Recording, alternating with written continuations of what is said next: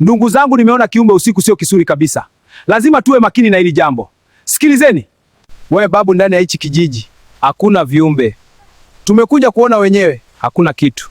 Je, umewahi kujiuliza kwa nini wazee wetu walikuwa wakisisitiza sana kutoanika nguo nje nyakati za usiku? Je, ni imani za kishirikina tu au kuna siri nzito iliyofichwa nyuma ya pazia la giza? Usiku si muda wa binadamu pekee kupumzika. Ni wakati ambapo milango ya ulimwengu wa roho hufunguka na viumbe wasiojulikana huanza kutafuta makazi. Leo kupitia Book Story Elimu ya Wote, tunakuletea mkasa wa kweli na wa kusisimua kutoka kijijini nchini Kenya. Mkasa unaohusu kiumbe cha ajabu, laana za nguo za usiku, na kijana aliyedharau onyo la babu mwenye fimbo ya mpingo bila kujua kuwa anajitayarishia mtego wa mauti. Utajifunza kwa nini nguo yako unayoianika usiku inaweza kuwa mlango wa mikosi, magonjwa na kufungwa kwa riziki zako. Hii si simulizi tu, ni darasa ambalo hutakaa ulisahau maishani mwako. Ungana na familia ya Book Story Elimu ya Wote ili usiweze kupitwa na simulizi hizi zenye mafunzo na elimu kwa jamii yetu. Tayari umesha subscribe? Safi sana. Sasa vuta pumzi, tulia na tuanze safari yetu kuelekea kijijini Mbaloni, ambapo giza lina macho na nguo za usiku zina sauti. Katika kijiji kimoja cha pembezoni mwa misitu minene nchini Kenya, kijiji kilichoitwa Mbaloni, maisha yalionekana kuwa ya amani wakati wa mchana. Lakini jua lilipozama na milio ya ndege wa usiku kuanza kusikika, hewa ilibadilika.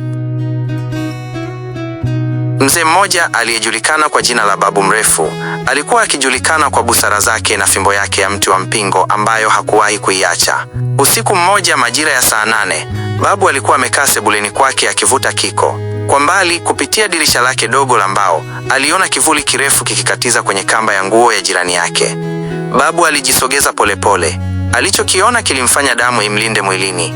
Kiumbe kirefu chenye ngozi nyeusi iliyopata mafuta kama lami, mapembe yaliyopinda kuelekea juu na macho mawili mekundu yaliyokuwa yanawaka kama mkaa wa moto katikati ya giza nene. Kiumbe hicho kilikuwa kikizishika nguo moja baada ya nyingine, huku kikicheka kicheko cha chini kilichosikika kama msuko wa mifupa, kikisema maneno yasiyoeleweka, laana za mikosi na magonjwa.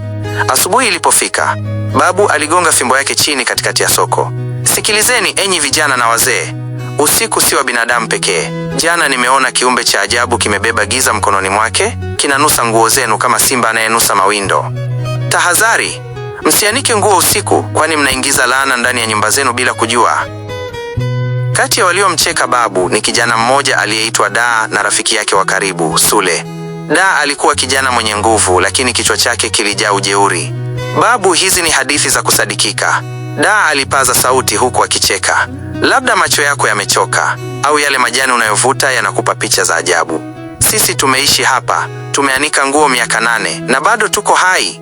Usiku huo, ili kumdhihaki Babu, Daa na Sule walifanya kitendo cha hatari. Walifua nguo zao zote na kuzianika nje, kisha wakakaa kwenye vibaraza vyao wakinywa pombe ya kienyeji, wakisubiri jini huyo atokee ili wampige picha au wamfukuze kwa mawe. Masaa yalipita, hakuna kilichotokea. Kulipokaribia asubuhi, walicheka na kwenda kulala wakiamini Babu ni mwongo. Lakini hawakujua, kiumbe hicho hakitokei kwa mtu anayekisubiri kwa kelele, kinatokea pale hofu na utulivu vinapotawala. Wiki moja baadaye, Daa na Sule walikuwa wakitoka kwenye kijiji cha jirani baada ya sherehe kubwa. Giza lilikuwa limetanda na njia ilikuwa nyembamba. Ghafla, hewa ilianza kunuka harufu ya uozo wa mnyama aliyekufa. Daa, unakisikia kishindo hicho? Sule aliuliza, sauti yake ikitetemeka. Ni upepo tu, Daa alijibu, lakini kabla hajamaliza sentensi, kivuli kikubwa kilishuka kutoka juu ya mti wa mbuyu. Ilikuwa ni yule kiumbe.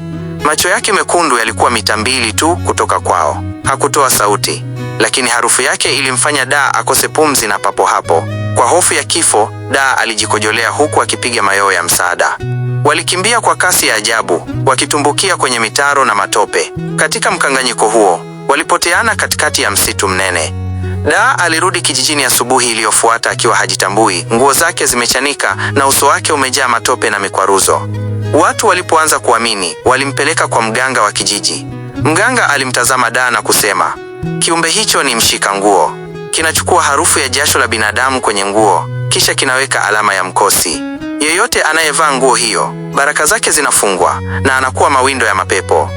Mganga alijaribu kufanya tambiko la kukiangamiza kiumbe hicho, kile kiumbe kilivamia kibanda cha mganga na kumuua kikatili, kama onyo kwa kijiji kizima kuwa nguvu za giza hazitaki kuchezewa. Baada ya hofu kutanda, kijiji kilinyamaza, lakini ghafla alitokea mwanamke mrembo sana aliyeitwa Zuhura. Zuhura alikuwa na ngozi nyororo, sauti ya kulingulingu na macho yaliyovuta kila mwanaume. Alidai ametoka mji wa mbali kutafuta kazi. Akisahau hofu yake ya nyuma, alinaswa na urembo wa Zuhura. Alianza kumpenda kupita kiasi, lakini kuna kitu kimoja kilikuwa cha ajabu. Zuhura alikuwa akionekana tu jua linapozama, na kila alipopita karibu na Babu alikuwa akishika fimbo yake kwa nguvu na kunusa hewa. Siku moja, Babu alimvuta kando na kumnong'oneza, "Kijana wangu, mwanamke huyu mrembo unayemkumbatia, mbona kila anapocheka macho yake yanageuka kuwa mekundu kwa sekunde moja? Na mbona nguo zake huwa hazikauki mchana, bali anazianika usiku wa manane?" Alimfukuza Babu kwa hasira, akizani ni wivu wa uzee. Baada ya kumpuuza Babu, alijiona mjanja. Moyo wake ulikuwa umetekwa na urembo wa Zuhura. Alitembea usiku ule kuelekea kijumba cha mwanamke huyo kilichokuwa pembezoni mwa kijiji, karibu na msitu. Alikuwa amebeba zawadi ya ushanga, akiamini usiku huo ungekuwa wa furaha. Alipofika mlangoni, alibisha hodi.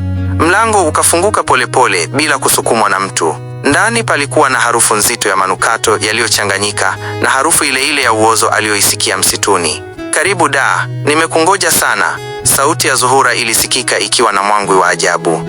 Zuhura alitokea akiwa amevaa gauni lile jeupe aliloanika nje. Lakini alipomtazama machoni, aliona mboni za Zuhura zikianza kutanuka na kuwa nyekundu kama damu. Ghafla, ule urembo ulianza kuyeyuka kama nta inayounguzwa na moto.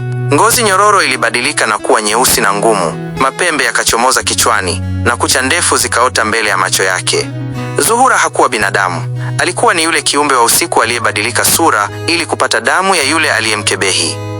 Alitaka kupiga yowe, lakini sauti ilikwama kooni. Kiumbe kilimrukia na kumkamata kooni kwa mkono mmoja, kikisema, "Wewe uliyesema mimi ni hadithi, leo utakuwa sehemu ya hadithi yangu.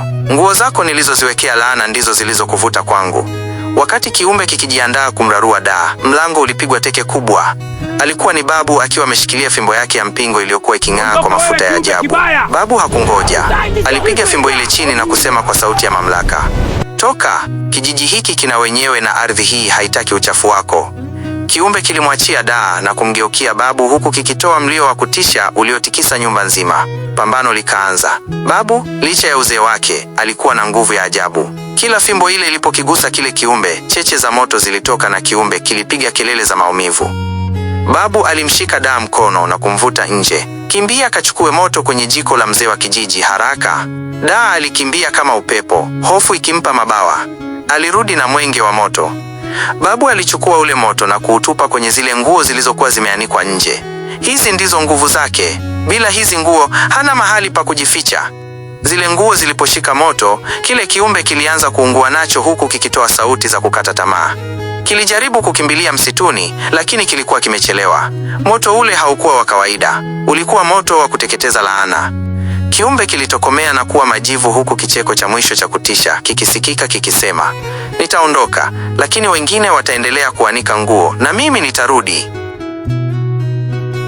Asubuhi ilipofika, kijiji kizima kilikusanyika palipojaa majivu. Alikuwa amepiga magoti mbele ya Babu, akilia na kuomba msamaha kwa ukaidi wake. Tangu siku hiyo, sheria ya kijiji ilibadilika. Hakuna mtu aliyethubutu kuanika hata kitambaa cha mkono jua likishazama. Mafunzo tunayopata: usipuuze onyo la wazee. Babu aliona mbali kwa sababu alikaa muda mrefu duniani. Usiku una siri, si kila kitu tunachokiona usiku ni vile kinavyoonekana. Shetani anaweza kuvaa urembo ili kukunasa. Usafi wa roho na mwili, nguo tunazovaa hubeba nishati yetu. Kuzianika usiku ni kuwakaribisha viumbe wa giza kuvaa maisha yako. Asante kwa kufuatilia simulizi hii ya kusisimua kwenye Book Story, elimu ya wote. Kumbuka, usiku ni muda wa kupumzika. Weka nguo zako ndani, linda baraka zako.